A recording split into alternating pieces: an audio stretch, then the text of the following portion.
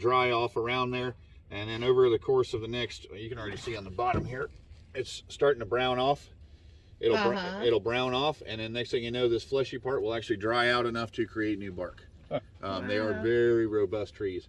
What I got a hold of here is actually, this is a cypress knee. They actually typically grow in the ground. You'll see them sticking up everywhere. Right.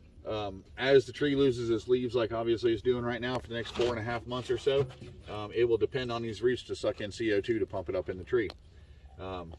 This tree right here, I like going. If you see this green stain, that's where we were. That was our water level. Is our water level every August, September. Wow. You know, starting in July when the rainy season starts, it comes up and it's right there.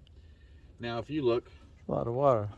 just above this little knot sticking out right in here somewhere. I can't see with my sunglasses on here, so it's more of a brown stain here and more of a gray up top, right about this area. Okay. That is our 100-year flood mark. 4 years ago in 2017, we were 9 feet below that. We were in a 100-year drought. The water was a little tiny trickle about where that grass is floating right there. It was maybe 1.5 inches deep, 6-8 feet wide. It was just a small little stream. Hurricane Irma brought 26 inches of rain up the river, brought the river up 9 feet to that point right there. Wow. Now, let's astonish you even more. So, about right here between these two ranches is approximately the elevation of old part of downtown Orlando. So when we get here, they're only about 1.5 feet from being completely submerged. Wow. They have, no matter what road you take into Orlando, whether it be the Turnpike, 528, I-4, whichever way you're going in, you'll always notice about 2 miles, 3 miles outside of the incorporated Orlando, there's a little hump, like a levee. It's almost invisible, but almost every one of those roads, it's just like you're driving along, all of a sudden the ground raises up for no reason. It's not a bridge or anything.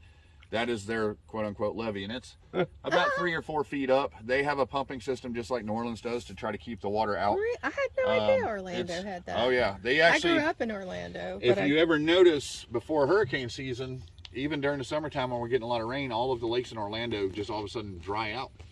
They pump all of those lakes that are in downtown Orlando, they pump them all outside of the boundaries, so that way when they start getting that rain, they have somewhere that water can go. Right. I've learned a lot of stuff just doing this job and talking to people, and they're like, oh, did you know this? So I'll go home and I'll Google it. I'm like, oh, look at that. That's awesome. That's cool. This entire county, all the way down towards Indian River County, back until the 1850s, was a cypress swamp. Would have been covered in trees that would have been up to 6, 8, 10 foot diameter trunks, 150 foot tall.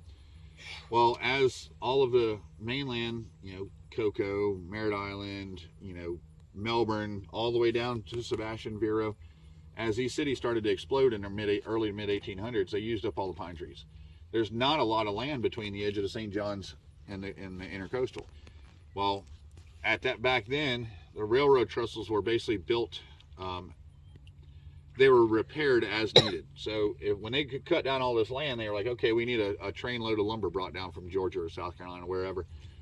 Well, if we had any kind of major storms, most of the railroad bridges, or a lot of them, would get washed out or damaged. So they would use the lumber off of that train to rebuild it. So by the time I get down here, it might be 1/3 of what was tacked on there, because the rest of it was used to repair bridges.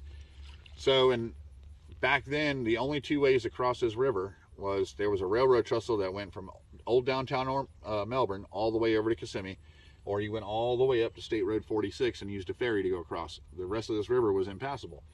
Well, they spurred off of that railroad trestle in Melbourne and came north and south and basically clear cut everything. The problem with these cypress trees, they make great building material. As long as they're left to dry out and you keep all the bugs and nests off of them, they'll last forever. Not to mention they're naturally insect resistant, just like cedar is. The problem is the seeds, like this one didn't drop all of them. They have to be refrigerated to start germinating. When I say refrigerated, below 45 degrees for a lengthy period of time. We don't have that kind of winter here in Florida. Right. So occasionally you'll have a tree like this one right here was probably just buried in the right depth of mud, and that dirt and mud, if it had vegetation on it, it might have sat in the ground for several years before it actually finally popped off and then grew out.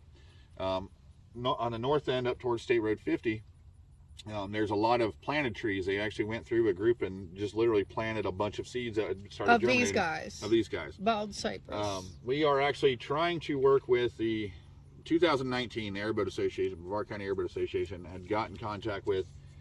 We work real close with the St. John's, and we were trying to find a donor to donate 25,000 cypress trees every 5 years to plant them up and down the river. The problem is when a bald cypress grows naturally in the wild, it will typically be water resistant fairly quickly. If you take a planted bald cypress, it has to be 3 to 5 foot tall before you can plant it, and it still takes about 6 months, 5 to 6 months of being just in wet soil before it can tolerate the water.